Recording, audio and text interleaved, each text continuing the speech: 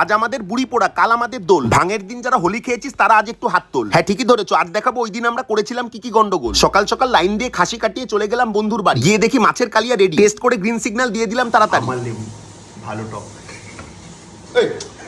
রান্না বান্নাতে আমি নাই, তবে টুকটাক কাটাকাটি দিয়েছিলাম করে। ব্যাস ছাদে তিরপল টাঙিয়ে এবার বাওয়াল দেবো। রেডি টু কুক স্ন্যাক্স গুলো ভেজে খাবো পেট ভরে। গরম গরম কড়াই থেকে নামার সাথে সাথে চিকেন নাগেটস গুলোতে পড়লো আমার হাত। আর পাপড়টা ভাজা হচ্ছিল দুপুরের জন্য, ওটাও তুলে খেলাম। করলাম না কারোর কথায় কোনো কর্ণপাত। নাগেটস এর পর ফিশ ফিঙ্গার গুলো নিলাম ভেজে। ভালো করে দেখে নাও আসলে কি নজরে পড়লো কোনো কিছু আজে বাজে। গরম গরম ফিঙ্গার খেয়ে শুরু করলাম নাচানাচি। আর এইটা হলো পরমাণু ড্যান্স। তোমরা যারা যারা শিখতে চাও হাত তোলো, আমি শেখাতে রাজি আছি। প্রোগ্রামটা দুপুর থেকে শুরু করে রাত অবধি ছিল।